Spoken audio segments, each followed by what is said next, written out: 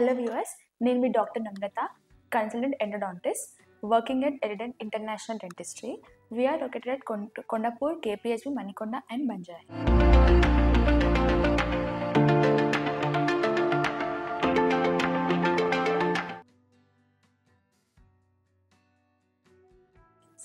So ఇవాళ topic of discussion వచ్చేసి బాగా పుచ్చిపోయిన పన్నుని కాపాడుకోవచ్చా, అంటే రూట్ కెనాల్ చేయకుండా ఫిల్లింగ్ పెట్టుకొని కాపాడుకోవచ్చా అన్న డిస్కషన్ అనేది వాళ్ళు పెట్టుకుందాం. సో మనం పంటిని ఒక భాగాలుగా డివైడ్ చేసుకున్నట్టయితే కనుక అవుటర్ మోస్ట్ లేయర్గా, అంటే మన పంటి బయట కనిపించే లేయర్గా చూసుకుంటే దాన్ని తెల్లగా కనిపించేదాన్ని ఎనామిల్ అని అంటాం.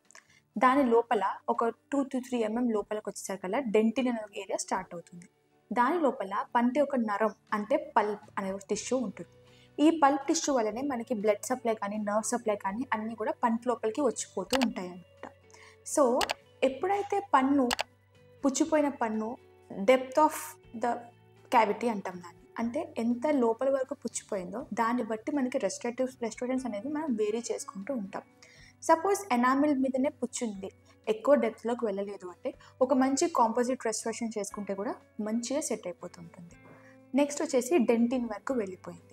అలాంటప్పుడు పైననే కనుక ఉంటే, అంటే అవుటర్ హాఫ్ ఆఫ్ ద డెంటిన్లో కనుక క్యావిటీ అనేది ఉంటే దాంట్లో కూడా మనం ఒకటి కాంపోజిట్ రెస్టారేషన్ చేసుకుంటే కనుక పర్ఫెక్ట్గా సెట్ అనేది అయిపోతుంది. Suppose inner part of the dentine వరకు కనుక క్యావిటీ అనేది లోపలికి వెళ్ళింది అంటే అప్పుడు ఏం చేయాలి అనే దాని గురించి మనం డీటెయిల్గా మాట్లాడుకుందాం. సో ఎప్పుడైతే పుచ్చు అనేది ఇన్నర్ పార్ట్ ఆఫ్ డెంటిన్ అంటే నరానికి అంటే పల్ప్ ఒక పక్కన వరకు వెళ్ళిపోయింది, లేకపోతే చిన్న పార్ట్ ఆఫ్ పల్ప్ కూడా ఇన్వాల్వ్ అయిపోయింది అన్న సిచ్యువేషన్స్లో పల్ప్ క్యాపింగ్ అనే ఒక ప్రొసీజర్ వాడుకొని మనం పన్నుని కాపాడుకోవచ్చు. సో అప్పుడు ఏం చేస్తాము అన్న దాని గురించి మాట్లాడుకుంటే, పల్ప్ క్యాపింగ్ ప్రొసీజర్లో కొన్ని బయోమిమెటిక్ మెటీరియల్స్ ఉంటాయి. అంటే మన పల్ప్ టిష్యూని, అంటే మన టూత్ టిష్యూని మిమిక్ చేసే మెటీరియల్స్ అనేవి కొన్ని ఉంటాయి. లైక్ కాల్షియం హైడ్రాక్సైడ్ కానీ, ఎంటీఎన్ కానీ, బయోడెంటిన్ కానీ, వీటి అనలాగ్స్ ఉంటాయి అన్నమాట. ఇలాంటి సిమెంట్లని పెట్టడం వల్ల ఒక డెంటిన్ బ్రిడ్జ్ అనేది ఫామ్ అవుతుంది. ఆ డెంటిన్ బ్రిడ్జ్ ఫామ్ అవటం వల్ల మన క్యావిటీ వల్ల వచ్చిన ఎఫెక్ట్ ఏదైతే ఉంటుందో అది నరానికి చేరుకోదు, కాబట్టి పన్నుని మనం కాపాడుకుంటూ రూట్ కెనాల్ చేయకుండా కూడా చేసుకోవచ్చు.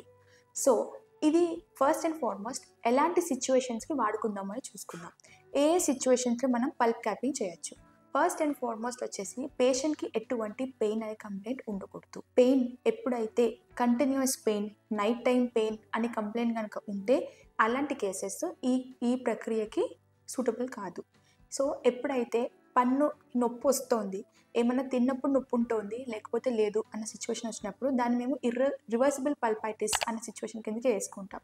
ఇలాంటి సిచ్యువేషన్స్లో మనం ఈ పల్ప్ క్యాపింగ్ అనేది చేసుకోవచ్చు.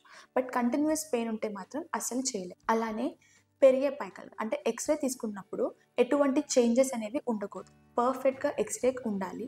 ప్లస్ పేషెంట్కి పెయిన్ కంప్లైంట్ కూడా జస్ట్ లైట్ పెయిన్, అది కూడా ఏమైనా తిన్నప్పుడు తాగినప్పుడు పెయిన్ వచ్చిపోతుంది లేకపోతే సెన్సిటివిటీ ఉంది అన్నప్పుడు ఈ కేసు అనేది చేసుకోవచ్చు. థర్డ్ మోస్ట్ ఇంపార్టెంట్ థింగ్ ఏంటి అంటే, ట్యాప్ చేసినప్పుడు పేషెంట్కి ఎటువంటి పెయిన్ అనేది కంప్లైంట్ చేయకూడదు. అంటే నేను పన్ను చెక్ చేసుకుంటున్నప్పుడు ఈ పన్నుకి నొప్పి ఉందా అని మనం పైనుంచి ట్యాప్ చేసినప్పుడు it is called percussion test అంటాం అనమాట. ఈ పర్కషన్ టెస్ట్ కనుక టూత్ పాస్ అవుతే మనము ఈ 3 కనుక క్రైటీరియా కనుక టూత్ మీట్ అయితే ఖచ్చితంగా ఈ పల్ప్ క్యాపింగ్ అనేది చేసుకుంటూ ఉండొచ్చు. ఈ పల్ప్ క్యాపింగ్ చేసే ముందర పల్ప్ వైటాలిటీ టెస్ట్ అనేది కూడా చేసుకుంటాం. పల్ప్ వైటాలిటీ టెస్ట్ అంటే ఏంటి? ఇప్పుడు మనం ఆల్రెడీ మాట్లాడుకున్నట్టుగా పల్ప్ అనేది పంటి లోపల ఉండే నరం ప్లస్ బ్లడ్ సప్లై చేసే టిష్యూ అనమాట. ఈ టిష్యూ అసలు పంటిలో ఉందా లేదా అనేది చెక్ చేసే టెస్ట్నే పల్ప్ వైటాలిటీ టెస్ట్ అంటాం.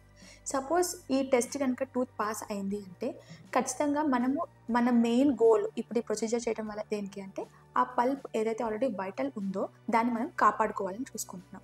సో ఈ ప్రొసీజర్లో ఏం చేస్తాము అంటే మొత్తం కూడా పంటిని ఐసోలేట్ చేసుకొని పుచ్చు మొత్తాన్ని తీసేస్తాం. ఎంత డెప్త్ వరకు వెళ్తే అంత డెప్త్ వరకు మొత్తం నీట్గా క్లీన్ చేసేసుకొని ఎక్కడ వైటల్గా ఉంది అంటే అప్పుడు మనం ట్రీట్మెంట్ అనేది సక్సెస్ అయినట్లు లెక్క. సో మనం దీనివల్ల ఏం కాపాడుకుంటున్నాం? మోస్ట్ ఇంపార్టెంట్లీ మనం కాపాడుకుంటుంది ఏంటి అంటే పల్ప్ యొక్క వైటాలిటీ, అంటే దాంట్లో ఉన్న నరాన్ని బ్లడ్ సప్లై ఏదైతే మనని జీవం ఇస్తుందో ఆ పంటిని, ఆ జీవాన్ని అలానే కాపాడుకుంటున్నాం.